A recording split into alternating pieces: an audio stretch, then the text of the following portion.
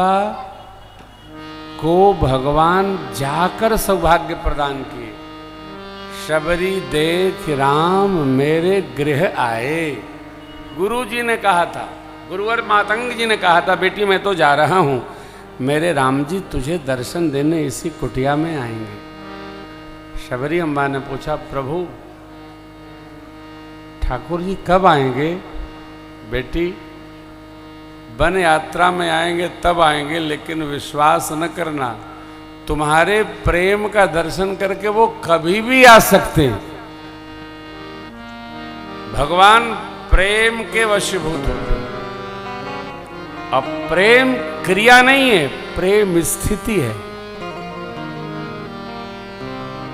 आप इसको अभ्यास में लो। प्रेम क्रिया नहीं है, क्योंकि जब आप क्रिया करेंगे तो वो आपको बोझिल करेगा। प्रेम चित्त की स्थिति है। शबरी अम्बा ने पूछा, गुरुदेव ने कहा, शबरी मैया रटने लगी, राम जी आएंगे, राम जी आएंगे। आसन लगाती है तो, अरे फूल बिछाती है मार्ग में तो, कंद मूल फल लाती है तो, जल भरती है तो, निरंतर एक ही काम शबरी अम्बा के पास, राम जी आएंगे। एक काम। ये कथा चित्त की कथा है। शबरी जी ने देखा राम गृह आए, मुनके वचन समुझ जिए। गुरु जी ने परिचय बताया था। आंखें उनकी कमल जैसी होंगी, सरसिज लोचन, भुजा घुटने से थोड़ी लंबी होगी, बाहु विशाला। सारे जगत के स्वामी हैं, जटा का मुकुट बनाए होंगे और 5 पुष्पों की माला ऋषि लोग गले में पहराए होंगे। शबरी मां इन 5 का अवलोकन कर रही है। ये 5 पक्का है कि नहीं? सरसिज लोचन, बाहु विशाला, जटा मुकुट सिर उर्बन, श्याम गौर सुंदर दो,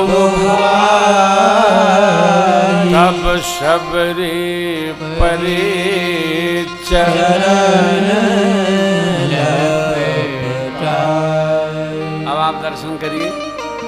सद्गुरुदेव भगवान ने जो बताया था वो पक्का हुआ। तब शबरी मैया चरणों में लोटी। याद आ गया, गुरु जी ने कहा था राम जी आएंगे तो उनका पांव धोना थके होंगे। सादर जल ले शरण पखारी, पुन सुंदर आसन बैठार। हर उस व्यक्ति का चरण धोना चाहिए जिसमें हमारी भगवत तुल्य श्रद्धा हो। अपनी कुटिया पर उसके चरणामृत को लेकर पूरे घर में छिड़कवाइए। क्यों? जो तपश्चर्या होती है वो पांव में अवतरित होती है। शरीर तो खड़ा रहता है, तो तपस्या कहां उतरेगी? तो पांव में। पांव में भी अंगूठे में उतरती है।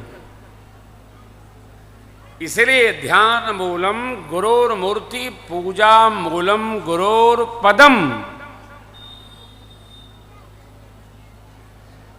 ज्ञान मूलम गुरोर वाक्यम, भक्ति मूलम गुरोर कृपा। जो साधक लोग होते हैं वो श्रेष्ठ के, संत के, सदगुरु के, माता के, पिता के। पहले ज़माने में जब बुआ लोग तीर्थ जाती थी, गंगा स्नान करने जाती थी, सरजू यमुना स्नान करने जाती थी, तो लौटती थी तो घर की बहुएं उनके पांव धोती थी। बुआ जी दर्शन करके आई हैं, माँ जी दर्शन करके आई हैं, पांव धो दो। एक बार कथा में बोल दिए थे कि माई बोली, महाराज ये सब न बोला करो, बहुत पीड़ा होती है। काहे? तो कोनो बहू पांव धोती नहीं है, जलन और होती है सुनकर। अब देखो, किसी से भी सेवा, श्रद्धा और प्रेम लेना है ना, तो जिह्वा को संभाल के रखना है। इसमें बड़े गुण हैं, बड़े दोष हैं। जिह्वा से उतने बोला जाए, आपा न जाए, माने तत्क्षण सादर जल ले, चरण पखारे, कुसा की साथरी बनाई थी, पुण्य सुंदर आसन बैठारे। अध्यात्म रामायणे प्रभु ने कहा, श्रमणे भोक्ष्यामि, भूख लगी है। क्या राम जी को कहीं भोजन नहीं मिला क्या, कि सबरी भैया से कह रहे हैं भूख लगी है? भूख भी वहीं लगती है हो जहां हम समझते हैं कि मिलेगा। बच्चे दिन भर खेलते हैं, भूख नहीं लगती है। जैसे घर में आते हैं फ्रिज ढूंढने लगते हैं, कुछ है? तो कुछ है ही नहीं, वहां नहीं मिला, यहाँ आए फ्रिज ढूंढ रहे हो। जहां मिलने की अपेक्षा होती है वहीं भूख लगती है,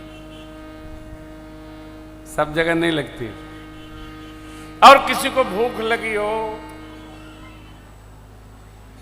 उसको भोजन कराना, उसको संतुष्ट करना यज्ञ में आहुति डालने जैसा पुण्य प्रदान करता है। भूख लगी हो, क्योंकि स्वाद सामग्री में नहीं होता, भूख में होता है।